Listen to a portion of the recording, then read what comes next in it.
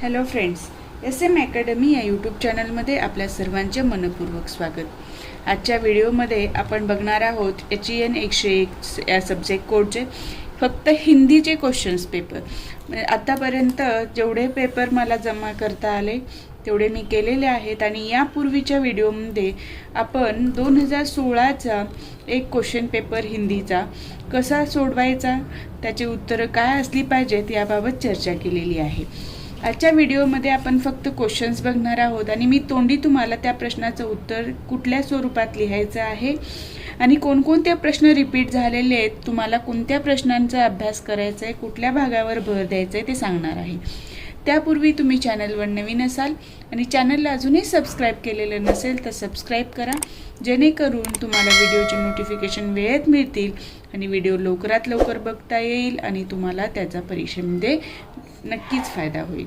ठीक आहे, चला व्हिडिओला सुरुवात करूया. आता बघा, हिंदीचा जे 101 कोड आहे HEN त्याचाच BTX 103 म्हणून कोड आहे. यात बरेच BA BCom परत BA कंझ्युमर ह्या बऱ्याच समजे जे सिलेबस आहेत त्या पॅटर्नमध्ये हा सब्जेक्ट आहे. ठीक आहे, तर याच्यामध्ये 2 प्रश्न असणार आहेत हिंदीच्या पेपरमध्ये. इंग्लिशच्या पेपरमध्ये 2 प्रश्न असणार आहेत. 20-20 मार्काला 2-2 प्रश्न, म्हणजे 40 मार्काचा इंग्रजीचा पेपर, 40 मार्क हिंदीचा पेपर असणार आहे. बरोबर आहे. तर ह्या 40 मार्कापैकी हिंदीचे 2 प्रश्न असणार आहेत. त्यामध्ये 20 मार्काला एक प्रश्न आणि 20 मार्काला दुसरा प्रश्न असणार आहे. पण या पहिल्या प्रश्नापैकी 5 उपप्रश्न आहेत, दुसऱ्यामध्ये पण 5 उपप्रश्न आहेत. त्यापैकी आपल्याला काय सोडवायचे, फक्त कोणतेही 4 सोडवायचे आणि दुसऱ्या प्रश्नापैकी कोणतेही 4 सोडवायचे आहेत. प्रश्नाचं उत्तर 75 ते 100 शब्दात लिहायला सांगितलेलं आहे. ठीक आहे, तर तुम्ही ते उत्तर लिहिताना कमीत कमी 1 ते 1.5 पेज या पद्धतीने लिहा. आता आपण प्रश्न कोणकोणते आलेले ते बघूया. प्रश्न पहिला, निम्नलिखित किन्हीं 4 उपप्रश्न लिखिए, हिंदी भाषा के 3 अर्थ लिखिए. हा बघा, हा प्रश्न रिपीट झालेला आहे.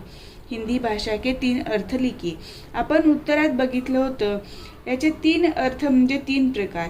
जे बोलीभाषा आहेत, 17 बोलीभाषा, त्याच्यात ते हिंदी प्रतिनिधित्व करतं. परत पश्चिमी हिंदी आणि पूर्वी हिंदी हे प्रकार पडतात. त्यानंतर साहित्यिकांनी खडी साहित्यिक हिंदी किंवा त्यालाच आपलं म्हणलं होतं मानक किंवा परिनिष्ठित हिंदी, हे जे 3 भाग आहेत त्या याच्यामध्ये उत्तर येणार आहे. हा प्रश्न परत रिपीट झालेला आहे, त्याच्यामुळे हा भाग खूप महत्त्वाचा आहे. हिंदी भाषा का क्षेत्र लिखिए. आता हिंदी भाषा का क्षेत्र म्हणजे काय, तर कोणकोणत्या भागामध्ये किंवा कोणकोणत्या काळामध्ये हिंदीचा व्यापकता किती होती हे विचारलेलं आहे. जसं की आपण बघतो, उत्तर भारत आहे किंवा मध्य प्रदेश आहे, हिमाचल प्रदेश, पंजाबचा काही भाग, हरियाणा, राजस्थान, दिल्ली, हे सर्व भागामध्ये हिंदीचा वापर केला जातो. बरोबर आहे. आपण बघितले की 17 हिंदीच्या उपभाषा म्हणजे बोली आहेत, 5 उपभाषा आहेत. तर ह्या हिंदीचा विकास कसा होत गेला, हिंदीला हजारो वर्षांचा इतिहास आहे. तर आधी काळामध्ये कसं होतं, मध्य काळात कसं होतं आणि आधुनिक काळ, याचे 3 क्षेत्र जे आहेत ते तुम्हाला लिहायचे आहेत. कोणकोणते, आदिकाळ, दुसरं असणार आहे मध्यकाळ आणि तिसरं काळ असणार आहे आधुनिक काळ. आता आदिकाल म्हणजे काय आहे, 1000 ते 1500 इसवी सन. इथे काय असणार आहे, 1500 ते 1800. इकाई म्हणजे इसवी सन, लक्षात घ्या. ठीक आहे, आणि 1800 इकाई से आज तक, म्हणजे ह्या भागांमध्ये, ह्या 3 काळामध्ये हिंदीच्या विकासाचं वर्गीकरण केलेलं आहे. म्हणजे एखादी गोष्ट, जसं आपलं लहानपण, तारुण्यपण आणि नंतर एक प्रौढावस्था येते. ह्या सर्व जसं आपल्या आयुष्याच्या स्टेप्स आहेत, तसंच हिंदीचा जे विकास झाला त्याच्या हे स्टेप्स आहेत. लक्षात आलं? देशी या देशज शब्द के बारे में लिखिए. आपण बघितलं होतं हिंदी भाषा के प्रकार, म्हणजे कोणकोणत्या रचनाच्या किती प्रकार पडले. तत्सम शब्द, तद्भव शब्द, संकर शब्द, देशी आणि इतर बोली आर्य भाषामधून आलेले शब्द. तर हे देशी किंवा देशज शब्द काय? जे शब्द देशातच उत्पन्न झालेले आहेत ना, ते तत्सम आहेत, तद्भव आहेत, किंवा विदेशी भाषेतून आलेत किंवा संस्कृतमधून आलेले आहेत असे नाही. ज्या भाषांचा उगम फक्त देशातच झालेला आहे त्यांना आपण देशी शब्द म्हणतो. मग त्यामध्ये आपण घपला वगैरे जे देशी शब्द आहेत त्याबाबत अभ्यास केलेला आहे. याचं तुम्हाला हा प्रश्न परत रिपीट झालेला आहे. फक्त एक पूर्ण प्रश्न न येता त्याचा एक पार्ट कव्हर केलेला आहे या प्रश्नात. आता हा प्रश्न बघा, रचना की दृष्टि से वाक्य प्रकार लिखिए. आता रचना की दृष्टि से वाक्य प्रकार 3 वाक्य प्रकार: सरल किंवा साधारण वाक्य, मिश्र वाक्य आणि संयुक्त वाक्य. हे आपण अभ्यासलेलं आहे पूर्वीच्या व्हिडिओमध्ये, बरोबर आहे. म्हणजे हा प्रश्न सुद्धा परत रिपीट झालेला आहे. म्हणजे तुम्हाला याच्यावरून लक्षात येईल की प्रश्नांचं रिपिटेशन हिंदीच्या याच्यामध्ये बरंच आहे. त्यामुळे तुम्हाला हे प्रश्न आधी कव्हर करायचे जे परत परत येतात, आणि जे प्रश्न येऊ शकतात असं वाटतं त्याला नंतर तुम्ही हात लावायचा आहे. आता कार्यालयीन पत्र के गुण बताइए. आता कार्यालयीन पत्राचे गुणविशेष आपल्याला सांगायचे आहेत. कार्यालयीन पत्रामध्ये काय असतं? औपचारिक भाषा असते. कार्यालयात कुठले काम कुठंपर्यंत आले हे विचारण्यासाठी असतं. रजा आहेत. हे वेगवेगळे जे कार्यालयीन पत्राचे गुण आहेत ते तिथे तुम्हाला लिहायचे आहे. ठीक आहे. हे तुम्ही पत्राचं जे पार्ट आहे, जे लेखनाचा पार्ट आहे, तो तुम्ही इझिली एक वेळा रीड केलात तर मनाने उत्तरं लिहू शकता. निम्नलिखित किन्ही 4 उपप्रश्न लिखिए. आता बघा, ह्या दुसऱ्या प्रश्नात पण 5 उपप्रश्न आहेत. प्रत्येक प्रश्न 5 मार्काचा आहे आणि आपल्याला फक्त किती सोडवायचे? 4 सोडवायचे आहेत. प्रश्नपत्रिकेत 4 प्रश्न सोडवायला सांगितले तर जे एकदम छान उत्तम पद्धतीने तुम्हाला प्रश्नाचं उत्तर लिहिता येतं असे प्रश्न तुम्ही सुरुवातीला पूर्ण प्रश्न वाचा. त्यानंतर तुमच्या लक्षात येईल की कोणत्या प्रश्नाचं उत्तर मला व्यवस्थित येतं. त्या प्रश्नाला टिक मार्क करून ठेवा आणि ते 4च प्रश्न सोडवा. पूर्ण 5 प्रश्न सोडवत बसायची आवश्यकता नाही. विनाकारण वेळ वाया घालवू नका. ज्या प्रश्नाचे 4 प्रश्नांची उत्तरं तुम्ही लिहिणार आहात ते एकदम छान पद्धतीने लिहिण्याचा प्रयत्न करा.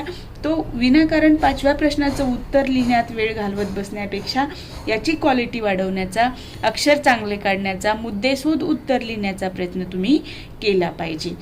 ठीक आहे. दुसरा प्रश्न, निम्नलिखित किन्ही 4 उपप्रश्न लिखिए. पहला आहे, मराठी कहावत को लिखकर हिंदी कहावत शब्द का प्रयोग करके वाक्यों में लिखो. आता काय करायचंय? 3 वाक्यप्रयोग विचारलेले आहेत. मागच्या प्रश्नपत्रिकेत आपण काय बघितलं? मराठीमध्ये काय होतं? मुहावरे होते आणि त्याचं हिंदीमध्ये लिहायचं होतं. इथे काय विचारले? जे कहावत आहेत त्या तुम्हाला काय करायचं आहे? हिंदीमध्ये लिहायच्या आहेत. ठीक आहे. आणि मराठी कहावत लिहायची, त्याच्या पुढे हिंदी. आता बघा इथे काय विचारले? मराठी कहावत को लिख कर, म्हणजे आधी मराठीमध्ये कुठली म्हण आहे ते लिहा, पुढे त्याचं हिंदीमध्ये लिहा आणि त्याचा वाक्यामध्ये उपयोग कसा करता येतो ते तुम्हाला तिथे सांगायचं आहे. वाक्यात उपयोग करून सांगायचं आहे. ठीक आहे. एखादी म्हण आहे, हिंदीमध्ये जी म्हण आहे त्याचं मराठीमध्ये आहे, त्याला पुढे हिंदीमध्ये काय म्हणतात ते लिहा. त्यानंतर तुम्हाला पुढे त्याचा वाक्यात उपयोग करून सांगायचा आहे. ठीक आहे. आता बघा कहावत कुठले कुठले असणार आहेत तर बघा, मराठी कहावत को लिखकर हिंदी कहावत शब्द का प्रयोग करके वाक्यों में लिखो. आता याच्यामध्ये मराठीमध्ये कहावत लिहायचे आणि त्याचं हिंदीमध्ये कहावत लिहा काय येते ते, आणि त्याचा वाक्यात उपयोग करा. जसं की करावे तसे भरावे, जैसे करनी वैसे भरणी. बरोबर आहे. जो भी हम अभी याचा वाक्यात उपयोग करायचे, जैसे हम पढ़ाई करते हैं उसके हिसाब से हमें पेपर उसके हिसाब से हम पेपर सॉल्व करते हैं असं लिहायचं आहे. और इसी को कहते हैं जैसे करनी वैसी भरणी. म्हणजे तुम्ही जसा अभ्यास केला त्याचप्रमाणे तुम्हाला पेपर लिहिता आला आणि पेपरमध्ये मार्क मिळाले. म्हणजे तुम्हाला नाचता येईना अंगण वाकडे. आता ही जी म्हण आहे मराठीमध्ये त्याला हिंदीमध्ये काय येतं? नाच न जाणे अंगण टेढा. ह्याचा वाक्यात उपयोग करा. केवळ 3 म्हणले तर फक्त 3च लिहायचे, जास्त लिहत बसायचं नाही. जेव्हा स्पेसिफिक सांगितलेलं आहे की एवढंच लिहा तर तेवढंच लिहत बसा. ठीक आहे. पुढचा प्रश्न आहे वाणिज्य पत्रों के भेद लिखिए.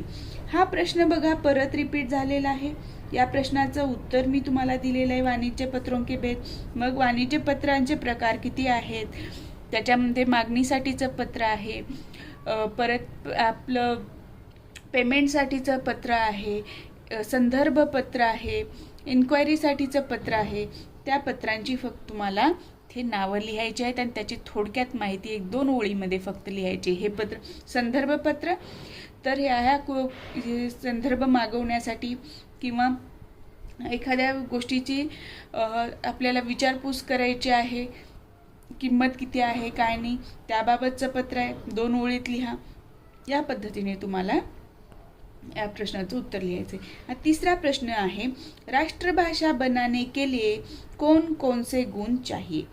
हा प्रश्न बघा परत रिपीट झालाय. हिंदी ही राष्ट्रभाषा बनने योग्य है क्यों हे एक प्रश्न होता आणि हा प्रश्न पण खूप महत्त्वाचा आहे. राष्ट्रभाषा बनाने के लिए कौन कौन से गुण चाहिए. आता तिथे त्या प्रश्नाचं उत्तर लिहिताना मी सांगितलं होतं हिंदी कशी राष्ट्रभाषा बनण्यासाठी योग्य आहे. तर सार्वत्रिक वापर केला जातो. राजकारभारात त्याचा वापर केलेला आहे इतिहास काळापासून. त्याच्यानंतर कार्यालयीन कामकाजामध्ये त्याचा वापर केला जातो. सर्व लोकांना समजते. त्याच्यामध्ये साहित्यिक वेगवेगळ्या भाषेतनं आलेले आहेत. त्याच्यामुळं तेच गुण तुम्हाला इथे राष्ट्रभाषा बनाने के लिए कौन कौन से गुण चाहिए या प्रश्नाचं उत्तर लिहिताना लिहायचं आहे. लक्षात आलं. आता एखादा गोष्ट आहे. आता जर आपण म्हणलं की एखादा व्यक्ती सध्याची परिस्थिती चालली पण जसं की मुख्यमंत्री बनण्यासाठी योग्य आहे की नाही. म्हणजे मुख्यमंत्री बनण्यासाठी त्या व्यक्तीच्या अंगी कोणकोणते गुण असले पाहिजेत. तसाच प्रकार आहे की राष्ट्रभाषा बनण्यासाठी त्या भाषेमध्ये कोणकोणते गुण असले पाहिजेत त्याबाबत उत्तर लिहायचं आहे. जे आपण हे केलेलं होतं की ज्याच्यामध्ये हिंदी राष्ट्रभाषा होण्याच्यासाठी योग्य काय आहे त्याचे जे उत्तर आहे तेच इथं तुम्हाला उत्तरात लिहायचं आहे. लक्षात आलं.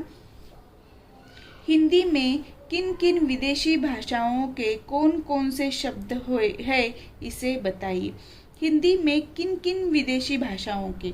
आता आपण बघितलं होतं हिंदीमध्ये भाषेत कोणकोणत्या शब्दांचा समावेश होतो. जसं तत्सम शब्द, तद्भव शब्द.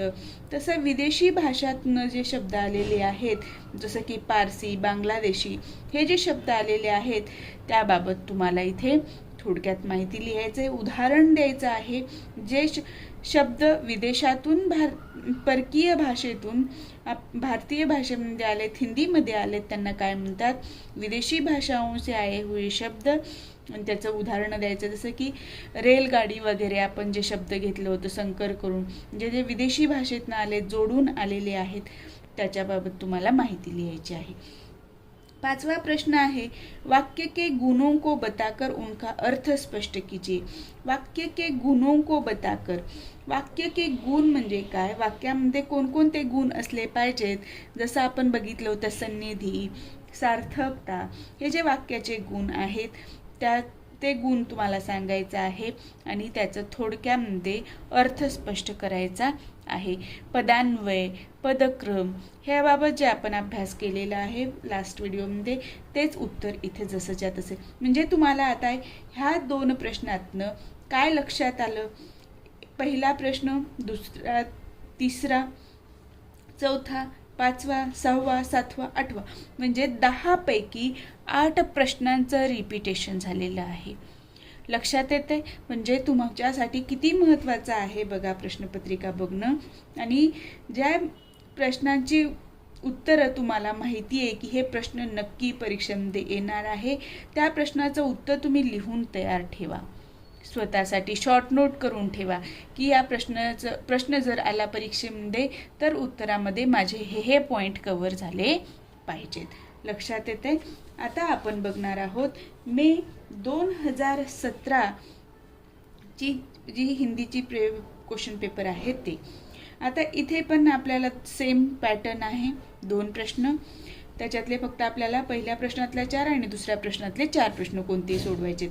आता बघा, निम्नलिखित किन्हीं 4 उपप्रश्न लिखी. हिंदी भाषा के 3 अर्थ कौन से है? आला रिपीट प्रश्न.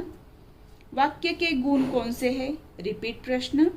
राष्ट्रभाषा में कौन कौन से गुण होने चाहिए? परत रिपीट. हिंदी शब्द कैसे बना? कहाँ से आया?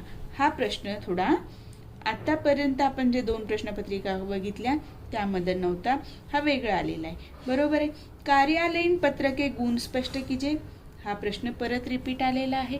म्हणजे आता तुम्हाला ह्या प्रश्नाचं जरी तुम्ही तयारी केली नाही, पण हे आलेले प्रश्न आहेत ऑलरेडी, या प्रश्नांची तयारी केली तर तुम्ही या न येणाऱ्या प्रश्नाचा विचार करत बसायची गरज पडणार आहे का? बिलकुल नाही.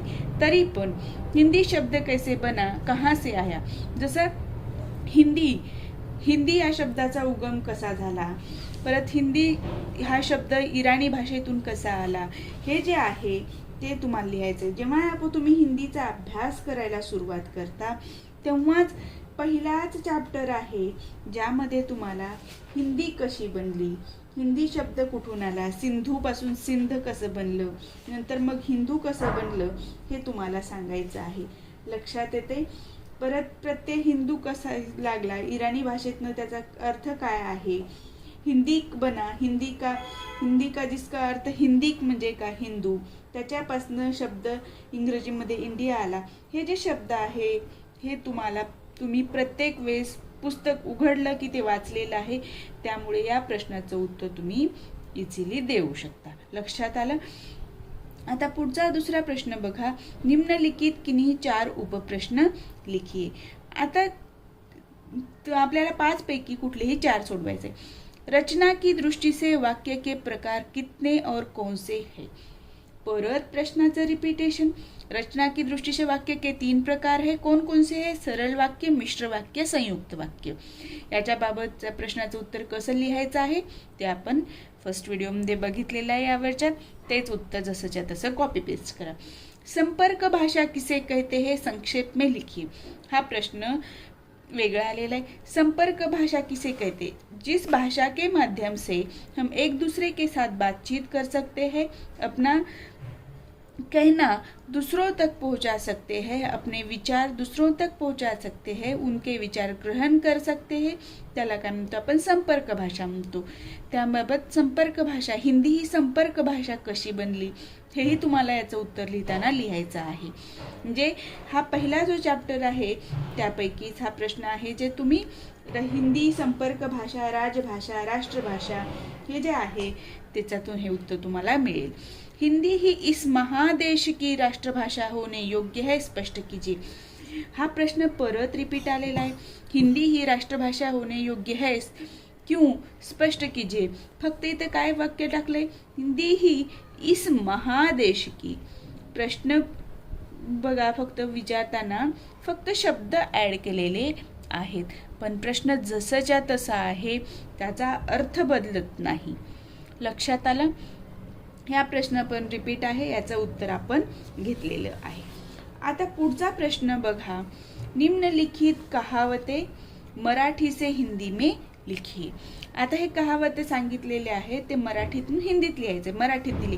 गाढवाला गुळाची चव काय? पिकते तिथे विकत नाही, शहाण्याला शब्दाचा मार, गुळाचा गणपती, दुरून डोंगर साजरा. म्हणजे तुम्हाला कहावत आणि मुहावरे जे आहेत ते अभ्यास करायचेच आहेत आणि त्यापैकी तुम्हाला 10 मार्क मिळणार आहेत. आणि खूप नाही आहेत.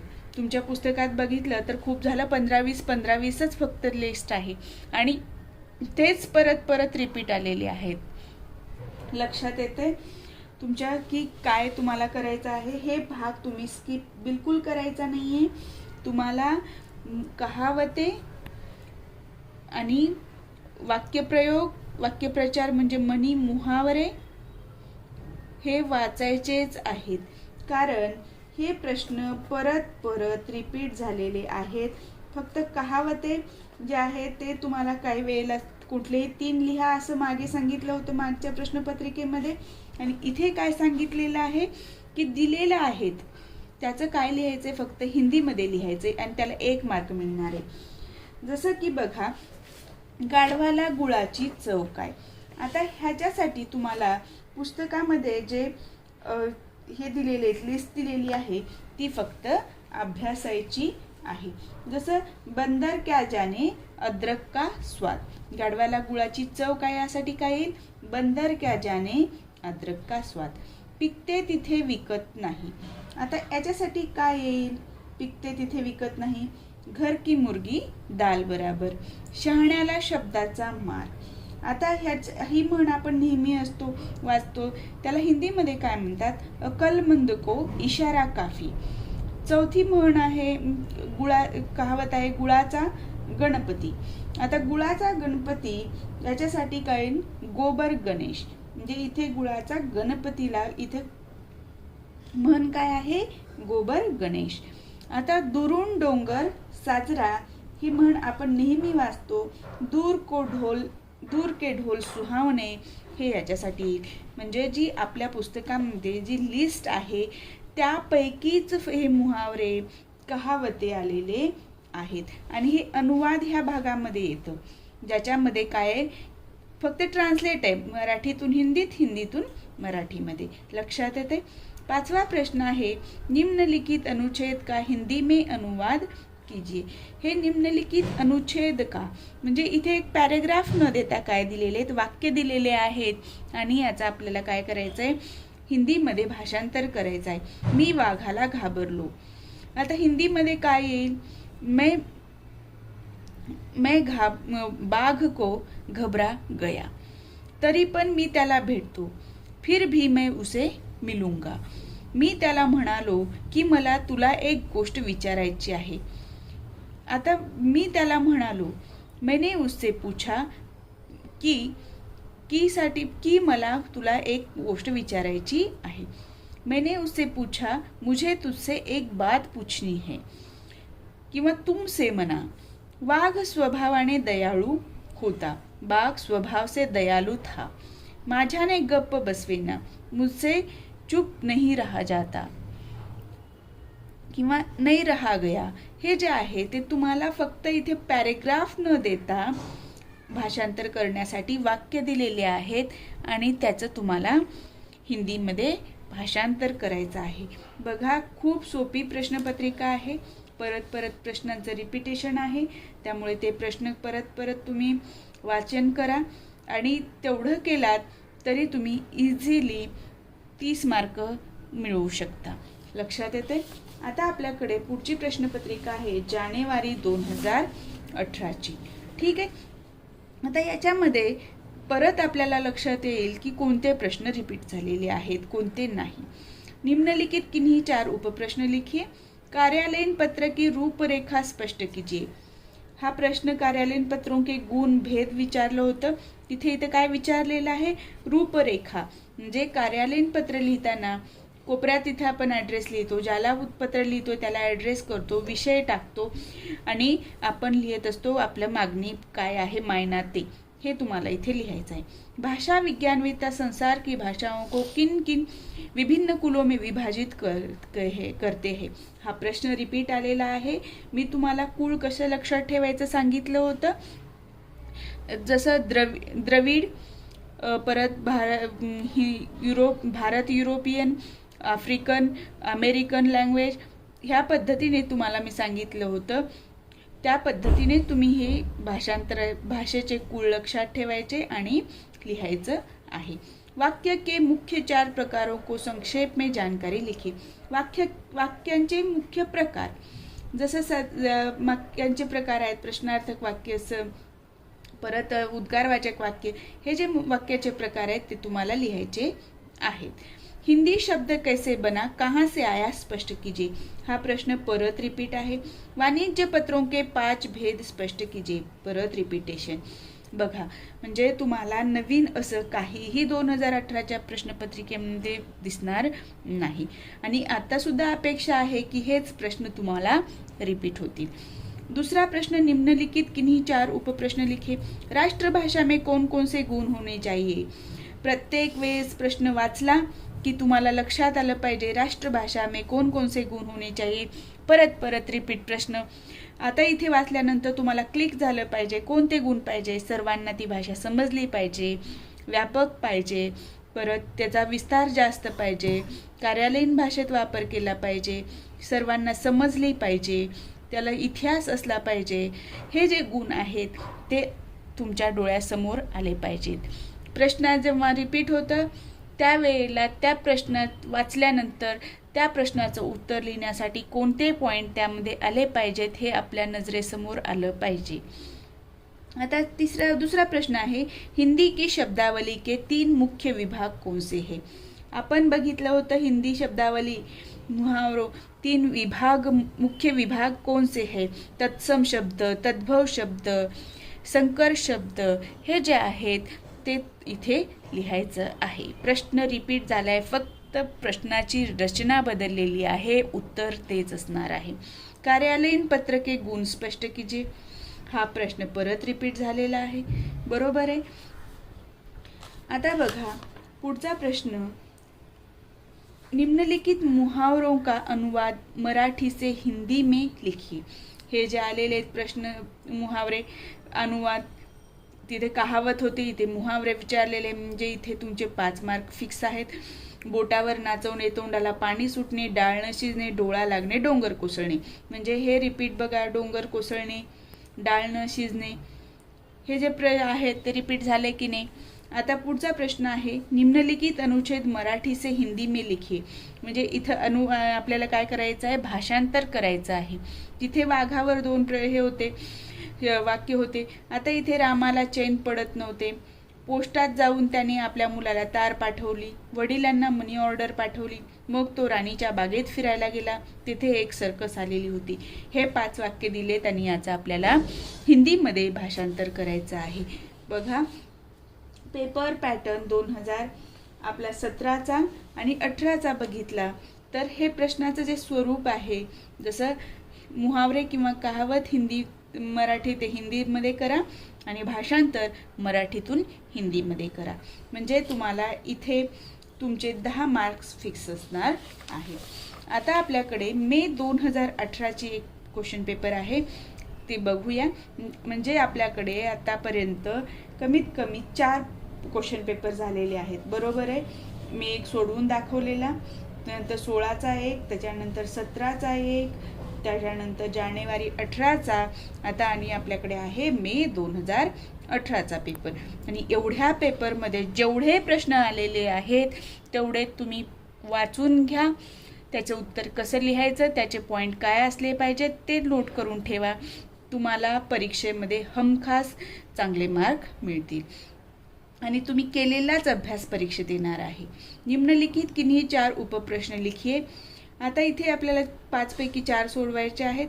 हिंदी भाषा के उद्भव एवं विकास को संक्षेप में स्पष्ट कीजिए।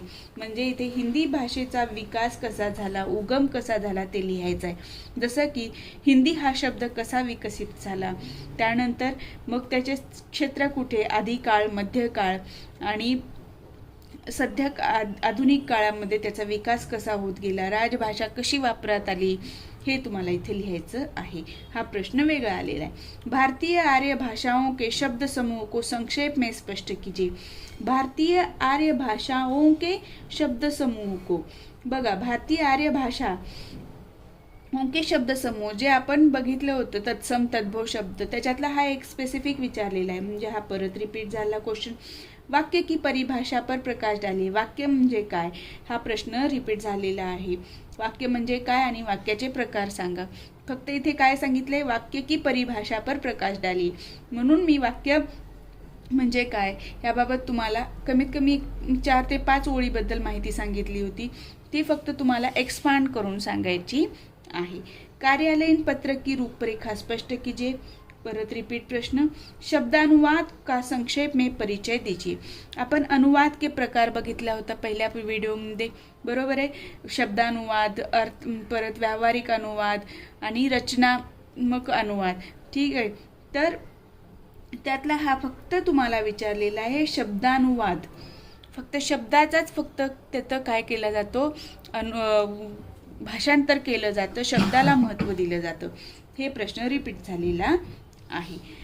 आता पुढचा प्रश्न आहे, निम्नलिखित किन्ही 4 उपप्रश्न लिखिए। 5 पैकी 4 लिहायचे। राजभाषा का स्वरूप संक्षेप में स्पष्ट कीजिए। हा प्रश्न बघा वेगळा आहे। राजभाषा का स्वरूप म्हणजे राजभाषा होण्यासाठी काय गुण असले पाहिजे, त्याचं स्वरूप काय असलं पाहिजे ते तुम्हाला लिहायचं आहे। विदेशी भाषाओं के शब्दों को संक्षेप में स्पष्ट कीजिए। आता बघा, भारतीय आर्य भाषाओं के शब्द समूह, परत विदेशी भाषाओं के शब्दों को म्हणजे हे प्रश्न रिपीट झालाय विदेशी भाषेतून आलेल्या शब्दांचं बाबत, बरोबर। भाव या अर्थ की दृष्टि से वाक्य के प्रकारों को स्पष्ट कीजिए। हा प्रश्न वेगळा आलेला आहे। भाव या अर्थ की दृष्टि से वाक्य के प्रकारों को, आधी विचारलं होतं अर्थ की दृष्टि से वाक्य के प्रकारों को स्पष्ट कीजिए। फक्त इथे शब्द काय टाकलाय, भाव या अर्थ, म्हणजे इथे तुम्हाला फक्त शब्दांमध्ये कन्फ्यूज केलेलं आहे। इथे वाक्यांचे प्रकार जसं मी सांगितलं, प्रश्नार्थक वाक्य, उद्गारवाचक वाक्य, विधानार्थी वाक्य जे आहे ते इथे या प्रश्नाचं उत्तरात येणार आहे। सरकारी पत्र का नमूना स्पष्ट कीजिए। हा वेगळा प्रश्न आलेला आहे। मुहावरों को के अनुवाद को संक्षेप में उदाहरण स्वरूप स्पष्ट कीजिए। बघा, मुहावरा म्हणजे काय, मुहावऱ्याचे तुम्हाला उदाहरणं द्यायचं आहे आणि त्याचं हिंदीमध्ये मराठीत लिहा, मराठीतून हिंदीत लिहा आणि त्याचं अनुवाद को संक्षेप में उदाहरण, मुहावरे के अनुवाद को म्हणजे इथे तुम्हाला मुहावरा ही मराठीत लिहायचं आहे, हिंदीमध्ये त्याचा अनुवाद लिहायचा आहे आणि त्याचा वाक्यात उपयोग करून सांगायचा आहे। म्हणजे इथे तुमच्या मनाने ते मुहावरे लिहायचे आहेत। इथे कमीत कमी तुम्हाला 5 मुहावरे लिहिणं अपेक्षित आहे, तर तुम्हाला तिथे 5 मार्क मिळतील। लक्षात आलं? म्हणजे इथे तुम्हाला ॲज कम्पेअर टू 2016-17च्या पेपरपेक्षा मे 2018चा पेपर थोडासा वेगळ्या पद्धतीने विचारलेला आहे, पण प्रश्नाची उत्तरं तेच येतात, फक्त तिथे एक स्पेसिफिक विचारलेला आहे। मोघमाचा प्रश्न पूर्ण मोठा प्रश्न विचारलेला नाही, एक एक पार्ट कव्हर केलेला आहे। त्यामुळे तुम्हाला अभ्यास करताना प्रत्येक पार्टला हात लावायचा आहे, प्रत्येक गोष्ट तुमची वाचून झालीच पाहिजे आणि त्या प्रश्नाचं उत्तर तुम्हाला, ह्याच्यावर जर प्रश्न आला, पुस्तक वाचताना विचार करायचा, याच्यावर जर प्रश्न आला तर याच्यातले मला कोणकोणते मुद्दे उत्तरामध्ये लिहायचे आहेत। या पद्धतीने तुम्ही अभ्यास केलात आणि या प्रश्नपत्रिकेचा आधार घेतलात तर तुम्हाला परीक्षेमध्ये हमखास चांगले मार्क मिळतील। ठीक आहे, आज आपण इथेच थांबूया। अपेक्षा आहे की तुम्ही या गोष्टींचा वापर करून घ्याल अभ्यास करताना। तुम्हाला जर माझा हा व्हिडिओ आवडला असेल तर व्हिडिओला लाईक करा, चॅनलवर नवीन असाल तर चॅनलला सबस्क्राईब करायला विसरू नका।